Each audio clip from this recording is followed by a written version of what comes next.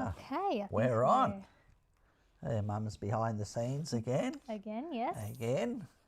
Hopefully that mouse, I think I've cleaned Bunnings out of rat sack, so, but I had some rat sack over there where he was coming out of, and it didn't seem to be eating it.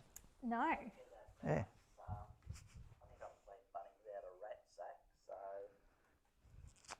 All good? All good. Just All fixing good. up a slight echo. A slight echo. And nothing worse than the echo. Yeah, tonight. Tonight's topics. Right. We're going to go through the stock update, what's come in, newsletter rundown, which I only just sent that out maybe 10 minutes ago. I got a bit behind today. So this will be the first time you're hearing about all of that. Then we have the gold and the relic of the week. Yeah, that I generally pick out, don't I? Yep. Have again today. And when I was in WA, look, I didn't have a lot of time to detect. I think I only probably done about an hour's detecting. I got 4 bits for probably a gram, but yeah, but I saw some nice country, and you'll see some of the vids that I done tonight. And then the sort of topic of the night tonight, you were talking about how to clean gold. How to clean gold, because, yeah, different staining on gold, different rock in gold, and, yeah, I'll just explain that a little bit more in detail. Yeah, and then our weekly Q&As. So hit us with whatever questions you've got, put them in the comments below, and we'll get to them at the end. Yeah, even if I could start on them now, and, yeah, it gives us time to go through them and work out the answers. Yep. All right. So we're going to have 2 random winners tonight. All you've got to do is comment if you've been on a Golden Relics tour or one of our training days through Lucky Strike. Comment yes or no, doesn't matter, but you'll go in the running to win. And what's our prize tonight? Okay. It's the Mind Lab show bag. Ooh, what's in here? It's got to be stuff that's light to post too. So yeah, unfortunately. So yeah, a Mind Lab cap, a little gold pan, a stress ball. You need one of those today. Mind Lab sticker. Not 1, but 2 Mind Lab pens. Because you always lose a pen. How many pens do we lose at work? A vial to fill up with gold. I reckon that would hold probably, gee, I'd hate to think, probably 6-7 ounces, I reckon that would hold. And at today's gold price, what would that be? Well, it's over $5,000, so a lot. Bottle opener. And the best part is 2 gold coin chockies. Yummy. I'm surprised you haven't eaten those already. Well, there was actually a box in at work and I had to test out about, I reckon, maybe 6 of them to make sure the chocolate still tasted good. Were there 4 in there before? There's actually 6. Yeah. So, yeah, that's the prizes tonight. Yeah. I've got a question. That small gold pan, in what instances do you use one that size? Is it just that it's more portable? Or? Look, it's good for kids, but also it's you know, something you can just throw in your backpack. And yeah, if you want to test the ground, say you're walking around and you think, oh gee, that looks good there. I wonder if there's gold there. Just pull that out and try it. You know, even if there's not water around, you might be going past a dam or something like that, and you can try that, you know. It's just, very light, good little pan. Yeah. Cool. Okay. So I just wanted to mention that Facebook Lives are now going to be deleted after 30 days. Wow. So I thought I'd bring that up this first time. Mum's probably hearing of this too. Yeah. So if you do want to go back and watch our old videos, I'd suggest liking our YouTube channel, Lucky Strike Gold, because we do live stream to both Facebook and YouTube. So YouTube won't delete them. So our videos at the moment are still all there, but I suspect in the next couple of weeks they'll start to get deleted. Yeah, a couple of old ones there from pre-COVID when we started up. And, yeah, exactly. And then things happened and we stopped, but we're back on again, aren't we? Yeah. Okay. And then I want to mention we had some bloggers join us last year. Oh, yeah. So they were from New Zealand and they joined us on a tour. And I thought we might show a snippet in the coming weeks of the work they've been doing. Yeah, okay. So they joined us on a one-day tour at Creswick. Yeah. And yeah. I remember taking them out, but yeah, I haven't seen the thing yet, so that will be interesting. Yeah. That was in the bus. Was that before the sign writing on the bus? The bus had just been done. I think there were just a couple of little tweaks that still need to be done to it. That's right. I do remember now. I had to go to the sign writer to pick it up and he's still gluing the edges down. And he said, oh, you'll have to bring it back, he said, in a couple of days to make sure I've done it right. So, yeah, I do remember that. Okay. And then you've got a busy weekend. Busy every weekend. But, yeah, this weekend we're packing up tomorrow, start packing. And we've got the Seymour Field Day. So anyone who's been there will know, yeah, it's a really big show. And, yeah, we're going, we're asked to go there. So we're going to go there and see how it goes. So I suppose too, guys, if you're up that way and you don't get down here, yeah, come and say good day. And if you want us to bring something, yeah, just send us an email and say, look, I want to, you know, Minelab panning kit or something, and we can bring it up there, because what we find at the shows is that we can't take everything out of the shop. Yeah. And generally the things that we don't take is what some people are asking for. So, yeah, but yeah, if you want something, just shoot us an email and yeah. Yeah, and a couple already have done that. So, yeah, good. And do you normally do Seymour? No, we went there for a look last year and we thought, yeah, what a great event. A lot of people around, a lot of toys around. I remember seeing a 6 and an 8 wheel buggy thing there and yeah. Was this the place that had the wood chopping machine? The wood chopping machine. Oh, I could be completely wrong. I know there was one of these field days where you put a log in and it would split it into like kindling or something for you. Oh, yeah, log splitters. Most shows and that sort of have them things, you know, coming into winter, but yeah. So is this like an outdoor sort of show? Yeah, outdoor, alternative, yeah, you know, there's solar there and yeah, just, it's massive, yeah. But yeah, if you're up that way, call in and say good day. And then we've just got a stock update. So last week we got in Made for Muffs for National Detecting Day, and guess what? Yeah, I can see on the screen. we are sold out. Yes. So we'll be putting in another order tomorrow for those. I think we've got, there are a couple of sizes still left, but we're very, very low on stock. So yeah, you were saying how many we've sold since, a lot. Surprised me, actually. Yeah. And then we got a new Desert Fox gold wheel in. Okay. Yeah. So we're out of stock, got one more in. Yeah.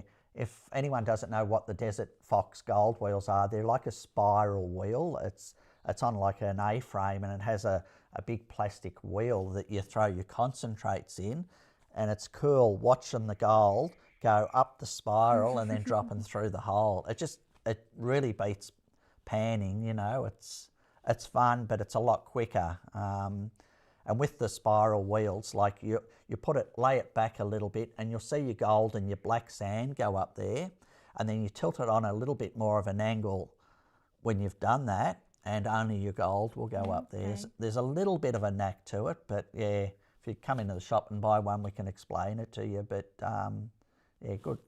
Sounds great. Tip your dirt in, you grab your gold out the other side.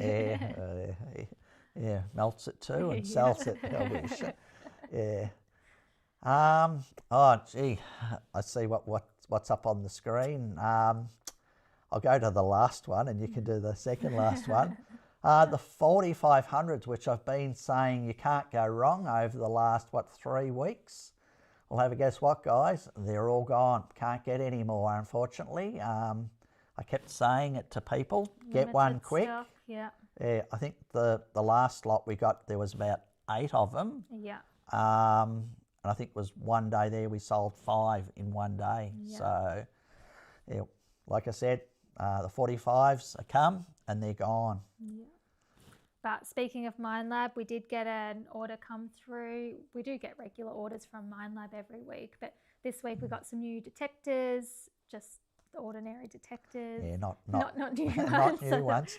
April Fools. Talisha wanted me to say at the start, oh, there's a new detector coming out, and then say, oh no, it's April Fools, being April the 1st, but I couldn't do it. But you have half He thought said everyone it. would be out with their pitchforks. Yeah, one day, guys, one day.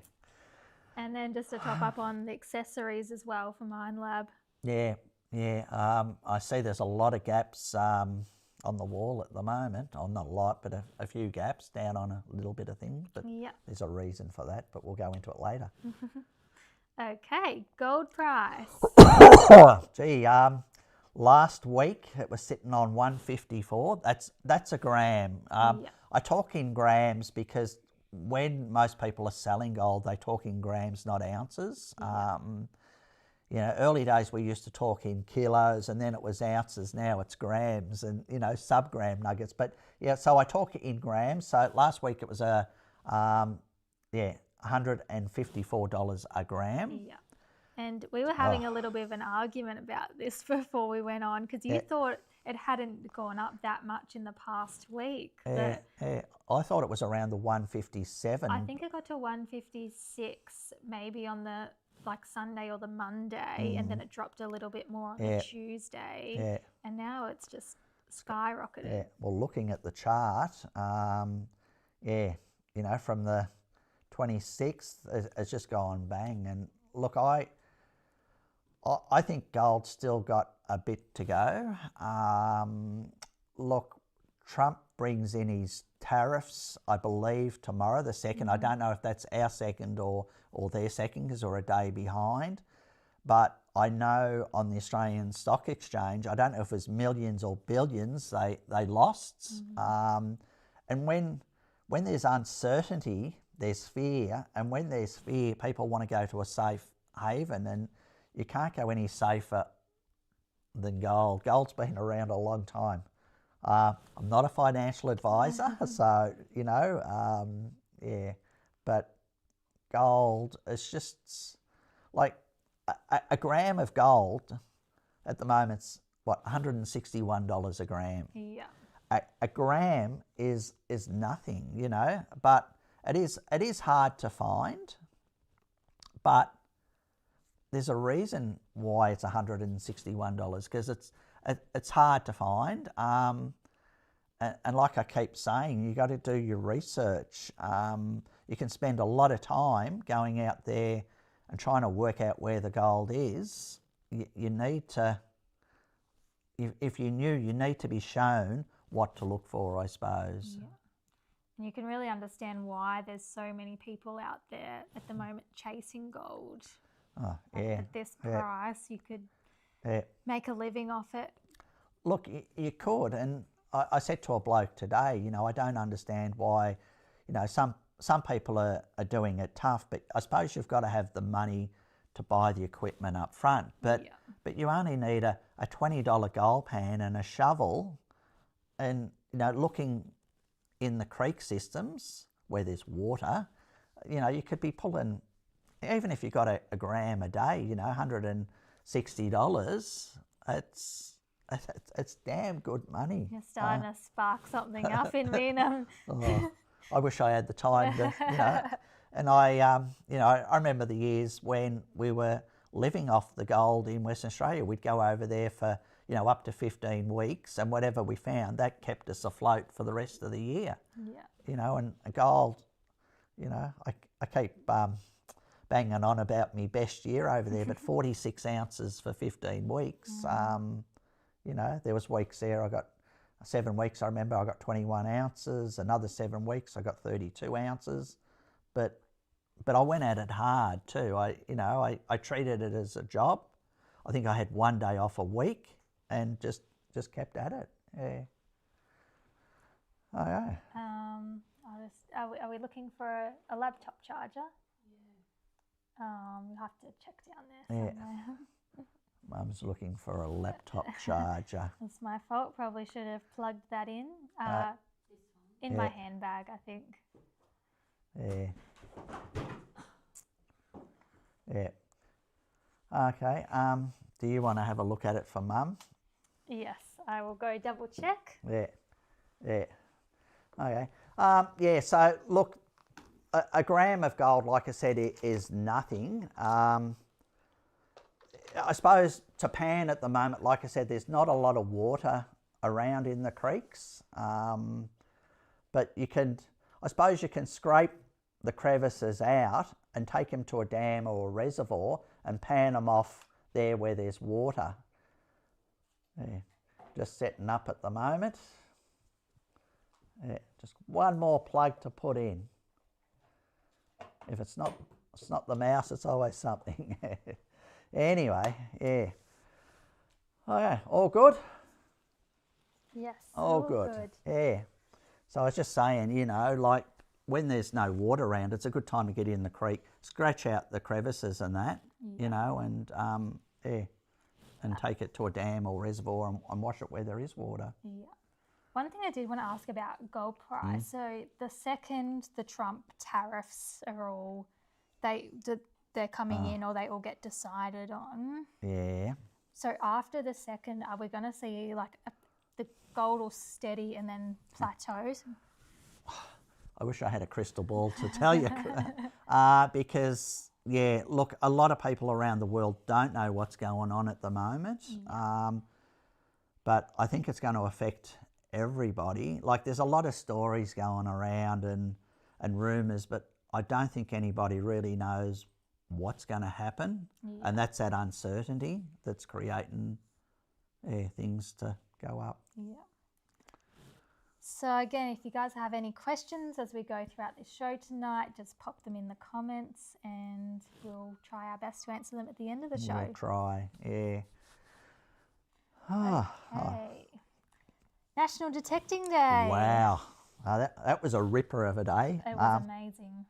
Yeah, so each year, ones that don't know, there's National Detecting Day, and we have it at our shop where there's a free barbecue, can of Coke or water. We bought 100 sausages. We thought, that will be enough. And you had to run up to the supermarket to get another 50, was it, or 75 or something? Yeah. It was just a ripper of a day. Overview, we had some guest speakers there. We had Bart from Golden Nugget. Yeah. Now, Bart from Golden Nugget Triangle Hunter. Yeah. So I didn't get to listen to any of the talks because I was busy running around everywhere. So can you tell me what Bart spoke about and what Niall spoke about? Bart, I was talking about, I suppose, his detecting experience, what he looks for, because he's out there quite a lot, anyone who follows him on social media. He was also quite helpful in giving away, he runs a 7,000, but he was giving away tips how he runs his 7, and what he looks for in the different ground conditions and what he does. One thing that I remember that he said that I actually do was when he goes out to an area that he doesn't know, he'll just leave the detector in the car and he'll go out walking around looking at the ground. And that's something that I do too. So I could relate to that. Like a lot of people, they'll get out of the car, they'll think, oh gee, the hill over there looks good, and they'll run to the hill and then, the next hill looks good. You need to just take your time and have a look around. And one thing I do when I go to, say, Western Australia, I'll have my detector with me, but I'll sort of go out on a big walk, either spiral or I've got another friend, Ian, but he'll does like he calls it the cartwheel. He bases himself, but he goes out that way, like a cartwheel. Yeah.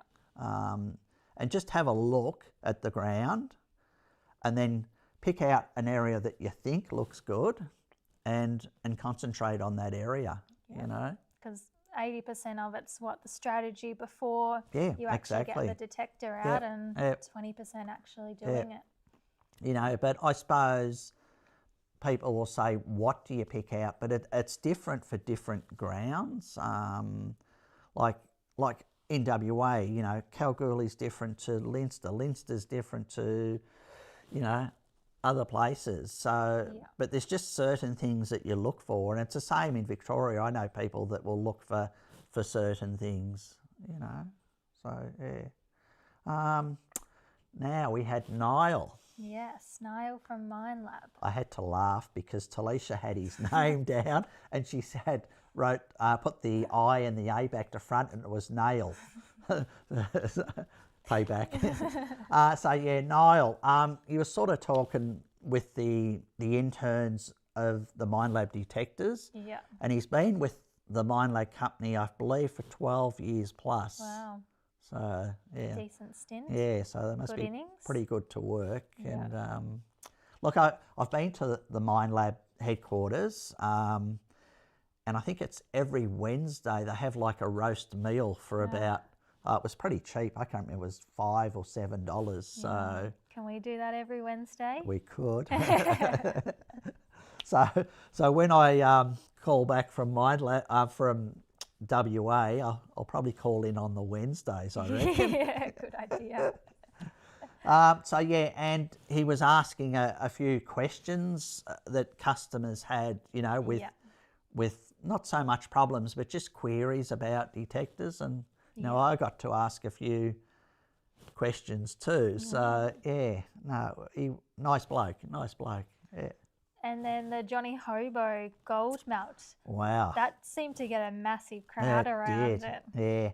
We give him about 70 grams, I think, of gold to melt. Yeah. And yeah, he melted that twice for us, but yeah, saved me doing it. Yeah. But it was all like fine stuff. It wasn't big nuggets. So I actually went up to him with what was it, about a 12.5 ounce nugget. And I said, here, you melt this. And just the look on his face. No, you don't melt things like that. Yeah. But yeah, no, we had a massive crowd. So yeah. And that was just with the Johnny Hobo's melting kit that we sell? Yeah, wow. We sell them in the shop. So yeah, and the kit, the only thing you need for the kit is a torch, the end torch and the gas. Yeah. But yeah, we actually sell the kit. So it's got the flux, it's got the crucible, it's got the tongs, it's got everything going for it. Yeah, so I must say a huge thank you to Brad who cooked the barbecue. He was flat out, he was. Absolute flat out. So next year we're going to have 2 barbecues for him. Yeah, he'll have 2 hands going because he had them lined up. Yeah, waiting for sausages. Just couldn't keep up. It was massive.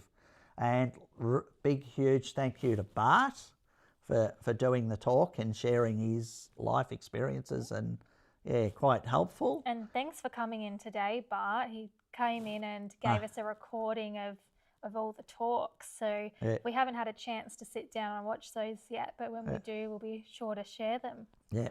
And Niall, for sharing his experiences, and you know, and both Brad and Niall have come across from Adelaide, which, you know, it's like probably a 6-7 hour trip. Yeah, just for the show. So no, thanks guys. Alrighty, we've got a new thing that we're sort of running at the moment, which I found out about maybe 2 hours ago. So you're the reason why the newsletter was late, really. Oh, always blame me. I get the blame for everything. So trade in your gear. We've sort of do this already, but now we're just making a bigger deal of it, I suppose. We kind of know what secondhand stuff sells well and what doesn't. So now we're giving you guys the opportunity to trade in your secondhand gear and get a Lucky Strike Gold gift card. Okay. And I see you've got down there trade-in detectors, which is gold pans. Yeah. Wow. Headphones, picks. And much more. And much, much more. Yes. Yeah. I'd like to say too, if you've got any mining relics, I'd be happy to buy any relics. My wife's over there, cut. Yeah, I just love me mining gear, guys. So yeah, I'll add that in. So how this works is you just look at what secondhand stuff you've got, send us an email, give us a call, message us on Facebook, show us photos, how old it is, what brand it is, and then we'll evaluate whether we can sell it in the shop, and if so, you'll get the gift card. Okay, very good. Something different, isn't it? Yes. Yeah. Because I'm sure, like many prospectors out there, you've always got a few too many things. Yeah. Some old equipment that you might like to upgrade. And I remember before I got the Mine Lab dealership in Geelong, I must have had, I reckon, 60 coils. Oh, gosh. So when I got the shop, it was a good way to get rid of some of my coils, you know. Yeah. You have your favourites, but you really, at the end of the day, you can only use one, you know. Yeah. But anyway, yeah. Oh, I'm sure many people out there are just like you were. Right. Okay, the newsletter gold. So this was a patch of gold found in Leonora in Western Australia. In total, there's 290 pieces. Wow. And in total, that was 117 grams, with the largest nugget being 7.1 grams. How many? That's how many? I'm just trying to work out dollars. So it's be what, 16? Probably be 16, about $18,000 worth. Mm. Wow. For 3 months' work. Yeah, well, you put the hard yards in, you'll get the results. Yeah. But look, that's the beauty of the 6,000. Look, you know, and I bet you that's on probably old patches. Yeah. You know. And like the variance in sizes there, it's picked up like really small ones and decent ones. Like people say, oh, I only want big ones. I'll take the little ones all day. Yeah. You know, where once upon a time they were probably worth $5. Now they're probably worth, you know, $20 or more. Yeah. Yeah, it's like picking up $10, $20 notes. Just leave it there, would you? Yeah. And I remember an old prospector once, an old boy told me, he said, Darren, he said, keep finding the small ones and one day you'll find a big one. And he was right. Yeah. You know. Now, this was all found with the 6,000 with the 11-inch monocoil. Okay. Yeah. And there are also 3 rings in the photos. So they were found in Melbourne with the Excalibur. Oh, yeah. Yeah. Just on the beaches there. Yeah. So. Yeah, I hear there's a lot of rings being found on the beaches, especially up the Gold Coast, you know. Yes. A lot of, I was talking to a bloke up there today and he said he's been finding coins and old ones, not, you know, modern stuff, old stuff. Because of the, what was it? Cyclone. Yeah. It's, there's no sand apparently up there. It's all washed away, you know, just like cliffs, and would have been fun to be up there. Absolutely. Should have blown up for the weekend. And well, we were up there, we were going to a show just before the cyclone, but they cancelled it and we actually come home a day early because we didn't want to be stuck up there. No. Couldn't afford to be stuck up there. Now we're going to go to another piece of newsletter gold because I forgot to put in a slide to talk about this last week. So tonight we're talking about 2. So here is a photo of a customer's patch, which we were following along with pretty closely last year. So his goal was to find 5 pieces in this trip, and he found 19 pieces. Wow. Then they raked this patch and they got another 6 pieces. After that, he brought his dad along, who was a seasoned prospector but had never found gold before. Wow. And he found 10 pieces. 10? Yeah.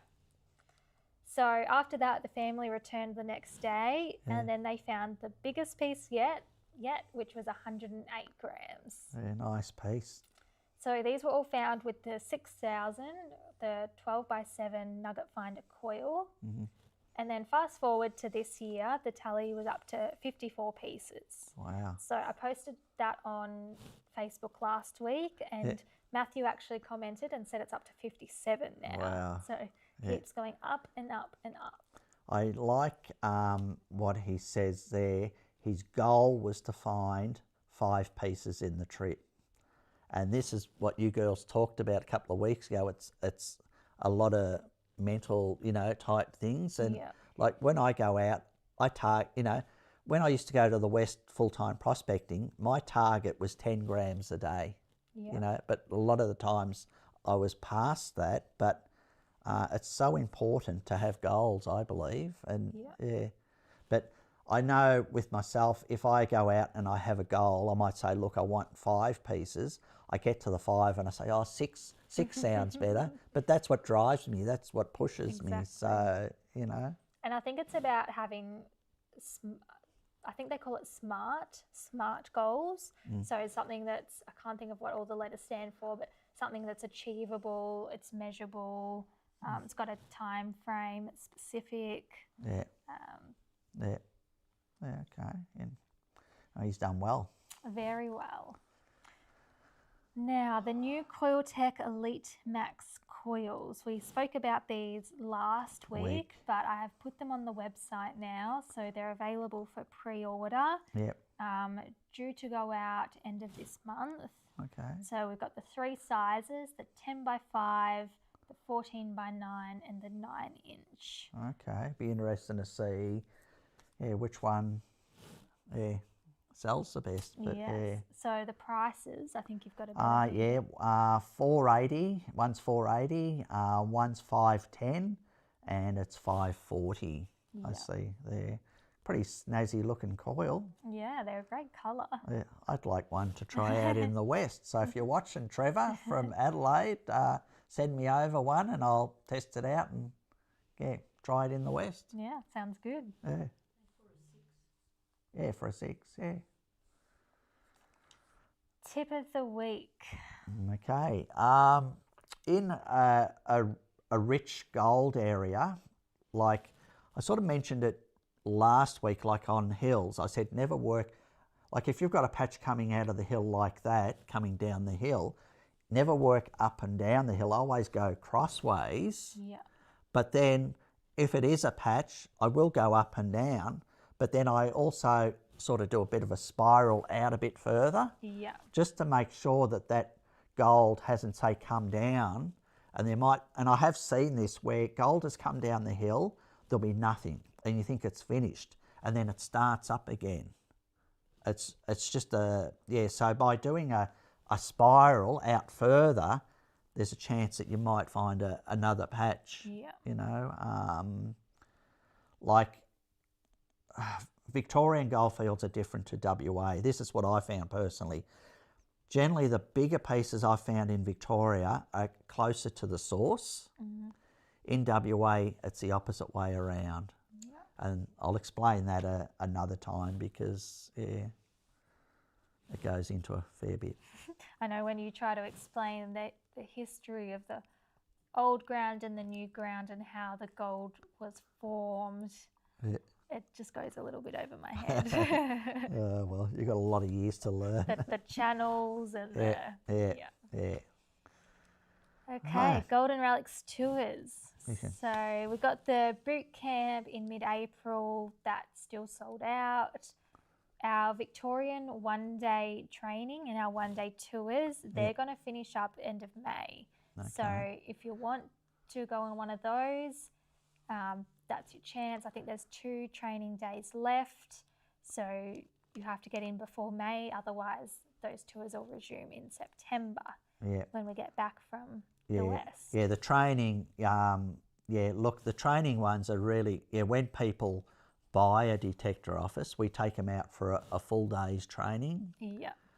Because you can't learn nothing, in my opinion, in half a day. You need to be out there for the full day and learn, There's a lot to learn and even in one day you can't, like And like I said, I've been doing it since 1980. I'm still learning, so, or maybe I'm a slow learner.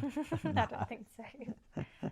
And what a good shortcut that training day is as well. Yeah. Like it probably take you a few weeks at home studying and then lots of trial and error just to get to know that information from that one day of training. Yeah, and years. Yeah.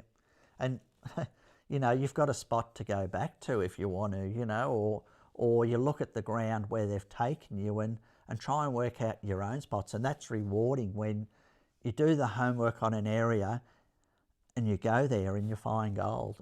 It's so rewarding. And how great to have someone you can ask questions to and help you with your settings and tell you if you're doing it right or not. Yeah, or wrong. Right or wrong. Yeah. And then our WA all-inclusive tours. Yeah. So we've got the first 2 tours in Kalgoorlie. The first one on the 26th of May, we've got 1 spot left. Yeah. Second one on the 2nd of June, we've got 5 spots left. Mm-hmm. Then we have the 2 Leinster tours. The first one on 16th of June is sold out, and the one on the 23rd of June has a few spots left. Okay, yeah, that's the all-inclusives. Yeah. For tag-alongs, we've got 2 spots left on the Kalgoorlie one on the 30th of June. What's he? Sold out at Murrin Murrin. That seems to be a popular spot. Yeah. Balluna, we've got 1 spot left on the 28th of July. Yep. And then we've got a few spots left on the Meekatharra 4th of August. Yeah. And they're all different grounds. Like the Kalgoorlie one, it's completely different, say, to the Murrin Murrin, and then Balluna is different again. Yeah, I've got my favourite there, but I won't say which one it is. Yeah. Are these places all your old stomping grounds? Yeah, some of them are, and some of them are new. Yeah. Yeah, so it's, and by old spots, like, you know, some of them I haven't been back to since the old SD 2200 D days. Yeah, so imagine a 6,000 going over them now. Yeah, look, well, when I was over there, I looked at some of the spots there, and there was no fresh holes, but you don't know what's going to happen between now and then. Yeah. But anyway. And you found some great land over there just recently when you were on your WA I did. trip. Yeah, pretty exciting actually, but time will tell, you know. You know, there might, we'll see. Okay, so if you're not already getting our newsletter and you're interested in getting it, you can scan the QR code to join. And at this link, there's also the opportunity to enter our $50 monthly competition where you can send us your photos of your finds, gold, relics, whatever it may be, and you'll go in the running to win $50. Okay. Wow. Next, we've got, when I was in Western Australia, I took a video of a puddler. Yeah, so it's in an unusual spot. So we'll show that video now.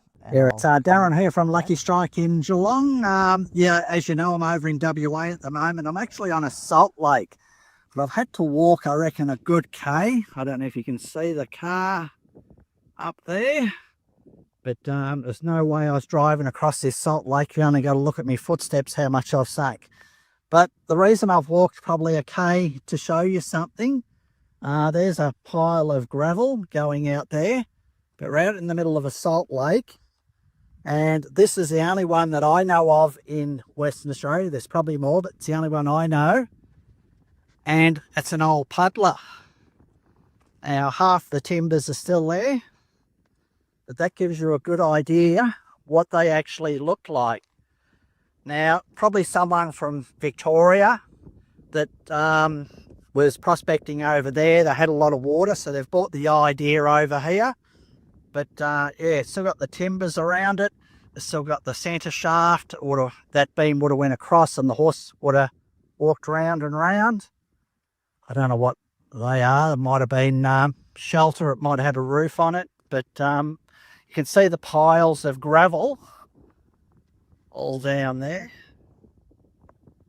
But what a view, like, but after they've had a lot of rain, yeah, you just don't go driving on these type of places. Maybe we could see a bit of water there, and you might think that's a hard bottom, but you drive along it and then there's no hard rock and down you go. But what a beautiful place. Look, and it's good to see something like this still remaining. It's yeah, part of our history, but yeah, what a ripper. But yeah, I don't know where the other bits of timber are gone from there, but you can see there's been a quad bike or something over there, and he's gone back over there. But yeah, what a view. Yeah, probably one of my favourite places. But there is a live lease on this, so there is no prospecting on this lease. Okay, that was pretty cool, that Puddler, out in the middle of a salt lake. I went there years ago. Look, it was only, the mud's probably only about that deep in places. And I remember driving out there and yeah, I was just sitting there spinning and I had to get a few customers to push me out. So there was no way that I was going to drive to that Puddler this time. So as you saw, I had to walk, I reckon, gee, a K out there. It looked like it was close, but when I started walking, it was out further than I thought. Yeah. But yeah, it's still got the timbers inside. You've got the pole in the centre where the horse would have been walking around. It would have been cool to find, you know, when it was complete, but yeah, it is what it is. And I think what's happened that a prospector, say, that has come over from overseas, worked on the Victorian goldfields, has left Victoria, gone over there and tried to implement a puddler on the Salt Lake. Yeah. Because right near the Salt Lake there was a deep shaft and it was full of water, so I think they were using that water to wash. Yeah. But yeah, really interesting place. But it is under a lease, so yeah, but no, nice area, nice area. Gold of the week. Oh, what do you have in store for us this week? Well, it's not a nugget. It's a Johnny Hobo melted special. Ooh, that one there. From the weekend. From the weekend. Now, it was 70 grams of just fine, scrappy gold. It was actually 71 grams, and I think it's just over 70 now. Yeah. I don't know how he got the hole in it, but... Work of art. Two holes, actually. But, yeah, you know, just... And that's basically all you can do with your really fine gold, or what I class as scrappy gold, is to melt it down. Yeah. When you melt it down, you will lose a little bit in impurities. Like that was 71. I think now it's just over 70. So I've lost roughly a gram. Yeah. But what it is, it's your lighter elements that actually burn off. So your purity has increased? No, it wouldn't have changed that much. But, you know, looking at that, that's probably, I'd say, around the 95, 96% purity, just by looking at it. But that little bit there, which is not very thick, is worth, over $10,000, that there. So pretty crazy, isn't it? Something that small. And I just can't believe the price of gold. Like I said, I remember selling it for $12.50 a gram. That was 80, I think it was 1982, if I remember rightly. Yeah. Yeah, that's what I got for it anyway. Yeah. So, and your relics of the week. Right. I had to drag this thing home from the shop. It's steel, and you feel the weight of that. It's an old mercury bottle. Now, mercury was used on the goldfields, and it's like a magnet to fine gold. So that's probably around the 1930s I'd say that one. Now, a lot of people have seen these, but they don't know what they are. So if you're around the swap meets or a garage sale and you see one, that's what they are. Look, it's, again, part of our history. Yeah. Are they worth anything? Oh, what's it say on the bottom there? Can you read that? No, no idea. Or it's just a pattern or something? No, I think it's letters. But M-A... Don't know. Yeah. so are they worth anything? Like anything, it's not what it's worth, it's what someone's willing to pay. Yeah. You know, if I wanted one for my collection, I've got one now, but you might pay $100 for it. Yeah. Go and find one. Like all the years of collecting, that's probably the second one I've ever seen complete. Yeah. So yeah, it's, if you want one, you'll pay for it. If you don't, you know, you won't. But a lot of people have seen these, but in a different form. So what they used to do for a dolly pot was to chop it off there around, and then they had an axle out of a car and they used that as the stamper, and they used that as a dolly pot because it's very thick. Yeah. But yeah, you'll see them around, but most of them are being cut down and used as a dolly pot. Yeah. So can you explain like what the mercury and the gold, the magnet, what it was all used for and how they used it? They used to, they used to throw the mercury in with the fine sands and the fine gold, and the gold would stick to the mercury, and then they had an apparatus, which I've got some in the shop. I've got probably about 8 of them. They call them a retort. And a retort is, they heat them up, they had the pipe, I believe, underwater, and the mercury come up and then went down the pipe, and that's how they reclaimed it. Okay. Yeah, but yeah, you can buy modern day retorts, but mercury's pretty hard to get. Yeah. And it is a little bit, it is very dangerous, the fumes. So, yeah, I don't even do it, so. Would it still be used today in mines? Oh, yeah, I'd say it would be, yeah. Probably in more small scale mining rather than big scale mining. I think they've got other ways of doing it, more efficient ways and that. Yeah. You know, because mercury, I think, the last time I priced some, I think it was worth about $30 an ounce. Yeah. You know. This is probably going to be a stupid question, but what form is mercury? Is it a liquid? It's like a liquid. Yeah. I remember at school in the science lab playing around with it, you know, tipping it on your hand and yeah. That's kind of dangerous, isn't it? It's kind of dangerous.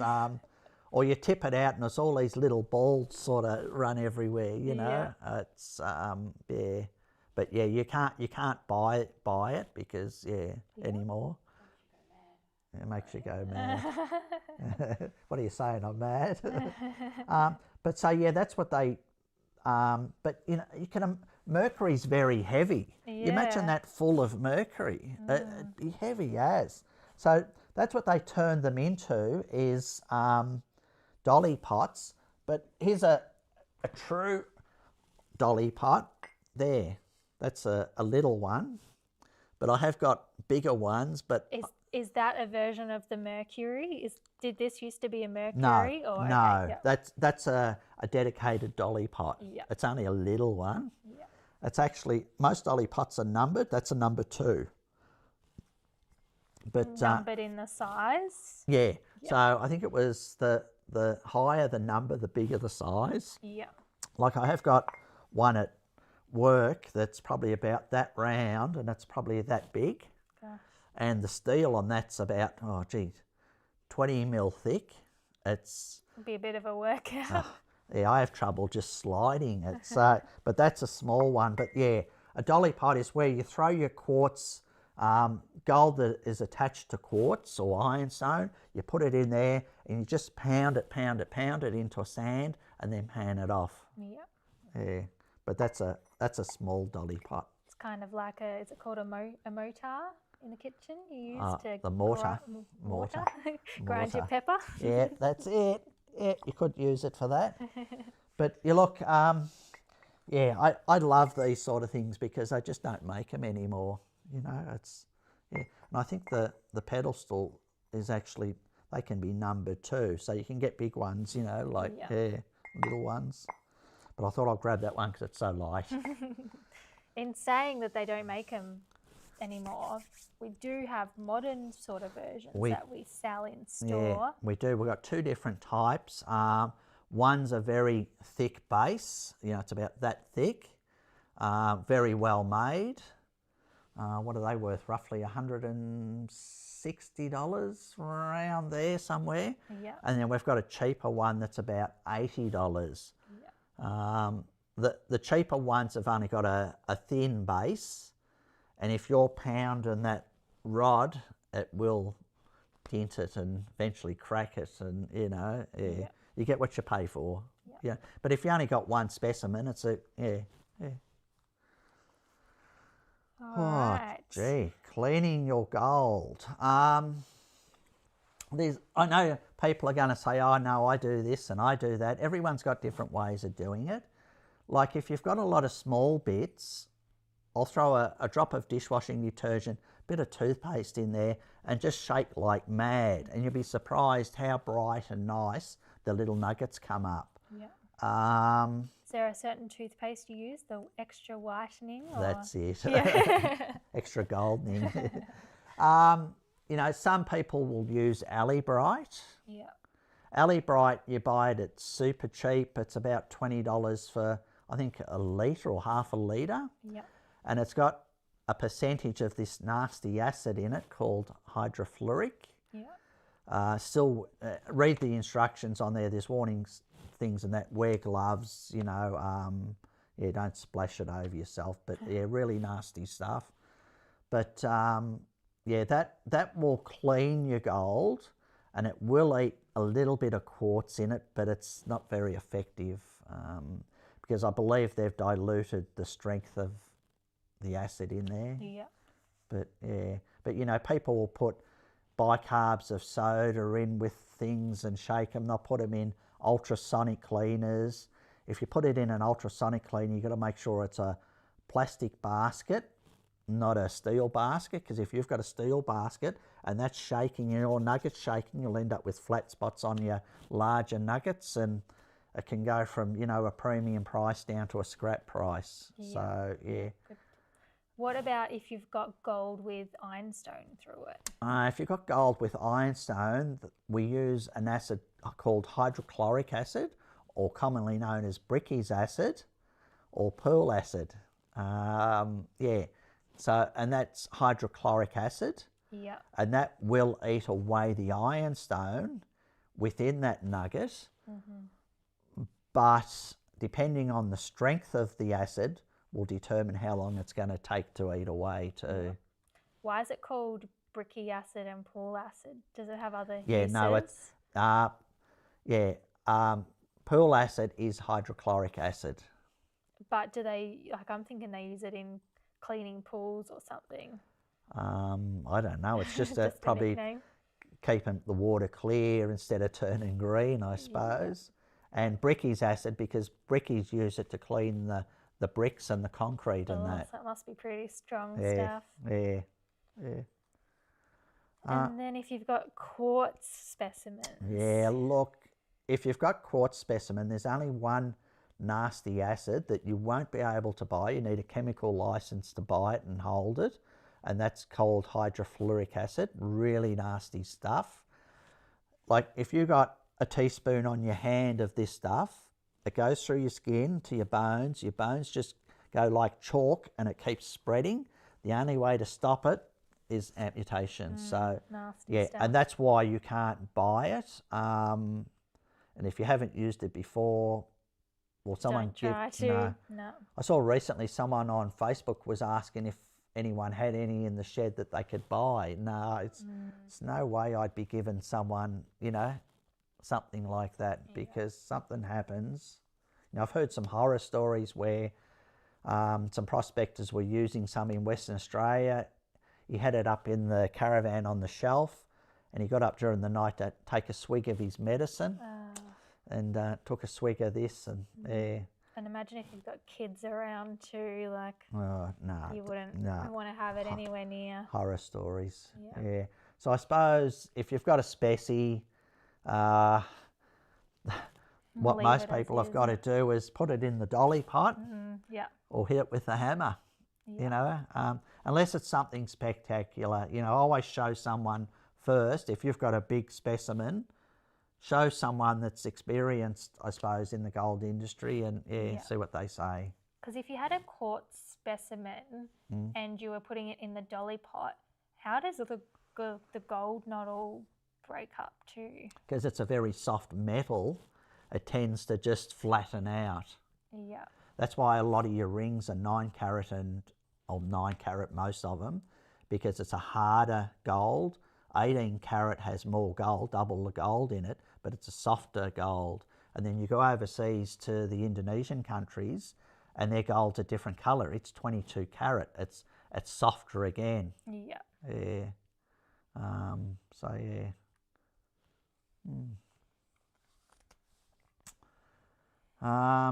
Yeah, sort of talked about that. So yeah. Okay. Next video. Next video. Yeah, it's Darren here from Lucky Strike Gold in Geelong. We're just out in WA at the moment, just out of Kalgoorlie, probably about 50 k's, and we've come across this area. Now, I believe this wall here is where the army were practicing bombing things and shooting things, but this wall's probably a good 2 foot thick.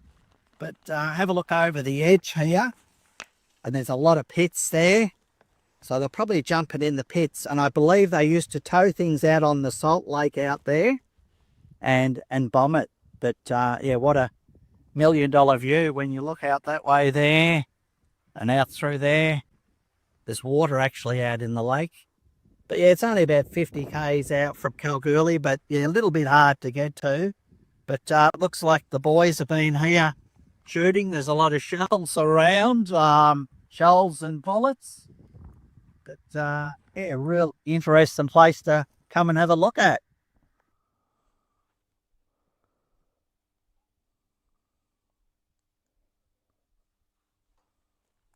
Okay, so Q&A's time. Wow. So I'll ask these to you and you can answer them. Hopefully. Try your best. So the first one is the GPX 5000 a hard machine to use? It's not if you understand it. And I think I mentioned this last week, if you ask 20 different prospectors for settings of a 5000, you get 20 different answers. What works for me, someone might say doesn't work for them. Yeah. Once that machine is set up, there's no need really to be touching the settings on that machine unless you're going to be running larger coils. Yeah. So the 5000, in my opinion, is a good all-rounder. Yeah. So would you say it suits more, would you say it's beginner all the way up to expert or more intermediate to expert? More intermediate to expert. And it sounds like it's not one that you just pull out of the box and go. You need to get the settings done first. There is, all mine lab detectors have a factory preset, so and it's pretty well on the money. Okay. You know, a couple of little things I don't agree with, but yeah, no, pretty easy. Yeah. Pretty easy. And then we've got asked by Jeff, how come Mind Lab brought out a new batch of the GPX 4500? Hey, Jeff and Julie. I believe that they found a few pallets of them. Yeah. Yeah, probably like our shop. You know, things get pushed to the back or to the side, and that's what I believe, that they had a few pallets of them. Yeah. But yeah, like I said, once they're gone, they're gone. They're gone. Hopefully a few more pallets might. Oh, you never know. You never know. Someone else has asked if you'll be buying gold at the expo. Up at Seymour, I'm presuming that's what it is. Yeah. Yeah, I could. Yeah. But, you know, let me know. I don't want you to turn up and say I've got 2 kilos of it. So give me a little bit of a heads up. Yeah, I suppose, how much you've got. Yeah. But maybe send us a message of how much you've got, maybe a photo so we know what form it's coming in. Yeah, and clean. I've told them how to clean the gold because I can buy as much dirt as I like. Yeah. And they've also asked if we can bring up a skid plate for the 6,000. For the Nugget Finder Exceed coil. Gee, I don't know if we're going to get any in. Like all the Nugget Finder stuff and Coil Tech stuff's a little bit hard to get at the moment. So especially the coils. We'll see what we can do. If we've got one, I'll put your name on it and I'll bring it up. Sounds good. Stacey Pink has asked $161 per gram. Is that the same for gold jewellery? How you going, Stace? No, because your 9 carat gold is 37.5% gold. The rest of the weight is made up of impurities. Yeah. 18 carat gold, which is 750, is 75% gold, 25% impurities. Mm-hmm. So, 9 carat gold is roughly a third of the gold price, just roughly, you know. Scrap jewellery, because gold is based on 99.9% pure gold. Yeah. Jewellery is only 37.5, which is 9 carat, or 75%, which is 18 carat. Yeah. Now we have a new customer who's new to detecting. They have a gold monster, but they'd like to know what a great detector for a beginner is because they'd like to upgrade. SDC 2300. Yeah. I'm surprised you say that. Yeah. Why is that? Why not the 6,000? Well, it depends on their budget. They want to upgrade to the next model. Look, I suppose if you come into the shop and say, I want to buy a detector, the first thing I'll say, you're looking for gold or coins and relics. Yeah. And then I will say, what's your budget? If you haven't got a budget, I think my favourite machine is the 6,000. Can't go wrong. But if you're looking for that next lower budget, that next step up, If you'd asked me last week, I probably would have said the GPX 4500, but can't get them anymore. And look, just be careful buying second-hand ones because, there is or was Chinese copies of them around, You're better off buying from a shop and getting a warranty and knowing what you're getting. Yeah, exactly. Now we have someone who... I do not know what that question is. We'll skip that one for now. He wants to know if he trades in the wife, will he get a 6,000? No wonder I didn't understand. He'd like to know if he trades in his wife, if he has enough credit to get a 6,000. How rich is the wife? Oh, dear. There was a reason that wasn't computing in my brain. Is there an aftermarket coil that I could use to get a bit more depth on my SDC? There is. There's the Coil Tech coil. Yeah, which will give you a little bit more depth, but then it's going to lose that little bit of sensitivity. So that's the trade-off. You're getting more depth, but you're losing sensitivity. Is that with most coils? You're kind of trading one or the other? Yeah. And what coil was that for the SDC? The Extreme coil, 12 by 7, I think they are. 12 by 7. Yeah. 14 by 9. Okay. 14 by 9 are they? There's a trade-off. But the SDC is made to find small bits, I think I had a customer in the shop today actually that bought 2 skid plates for this coil that we're talking about. Yeah. And I said, how's it going? And he said, I like it, but only in the west. And I said, you've got it. Because he's not after small bits, but he's after more ground coverage. So in Western Australia where you haven't got the the plants and the bushes and that, you've got more open country, that's what he's using it for. So per swing, he's covering twice as much ground as a standard coil. Yeah. And if there's something bigger there, he's going to get it. Yeah. How often on average do you go through a skid plate? I know it depends if you're using it daily or just on the odd occasion, but... Depends on the operator. Like the operator that's got their coil that high above the ground will never go through a skid plate. The one that's rubbing just on top of the rocks, you know, you might go through one. Like salt lakes in WA and quartz piles are pretty harsh on them. Yeah. But on a softer dirt, yeah, it's a bit of a hard one. If you're going over to Western Australia for, say, 3 months, is one spare skid No. plate enough? No, I'd be taking 2 with me. Yeah. You don't want to be 200-300 k's out in the middle of somewhere. Oh, my skid plate's got a hole in it. You can turn it around so that the front is now the back on the skid plate. Yeah. And you can put tape around. I've seen people do a lot of things on the tours, but Yeah. yeah. But I suppose you want it operating the best possible, and you don't want to wreck your machine either. Wreck your coil, yeah. Now, someone has asked, I knew someone would pick up on this, did you just say that you can go back to the training spots? You can, Yeah. The training spots, when they buy a machine Yeah. and the boys take them out to a spot, it's Crown land. It's not private land.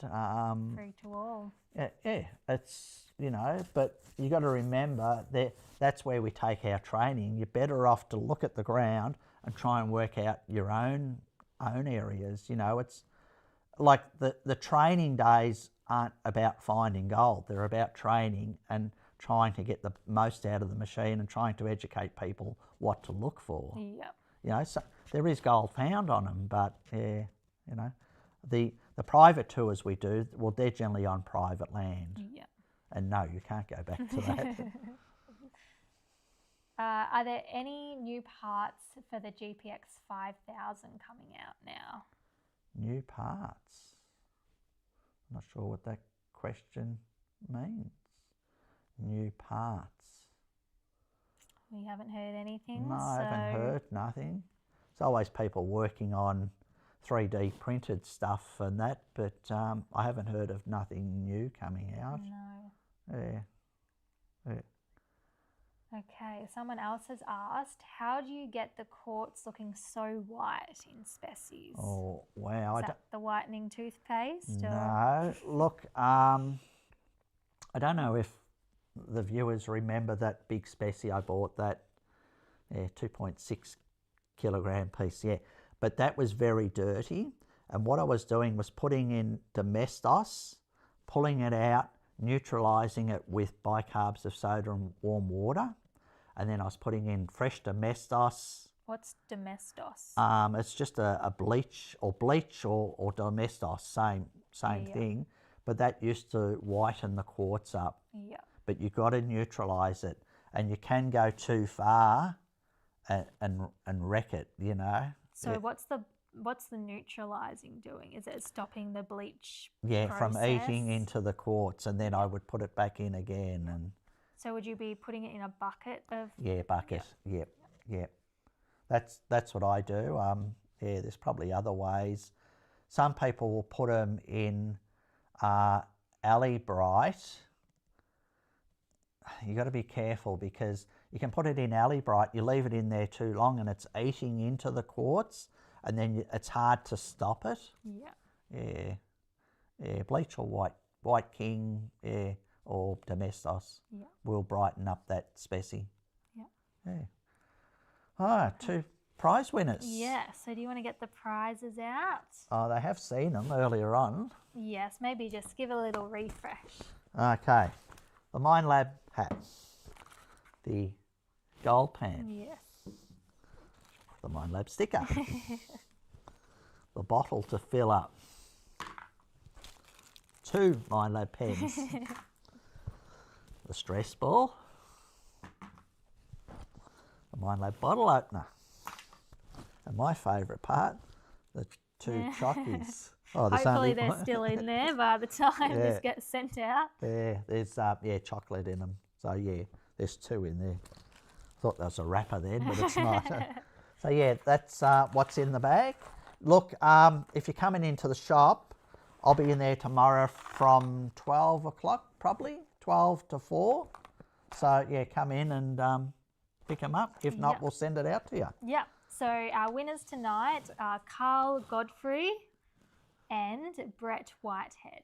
Oh, well done. Well done, guys. I think Brett's up Albury Wodonga way, if I remember rightly. Could be wrong here, but well done, guys.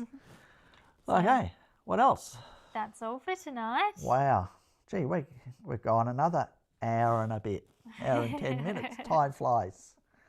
Okay, guys, pleasant gold dreams, as one of my tour operators says, Dave. So, yeah, pleasant gold dreams, and we'll catch you next Tuesday night. Yes, Thank you. We'll see you next Tuesday. Thanks.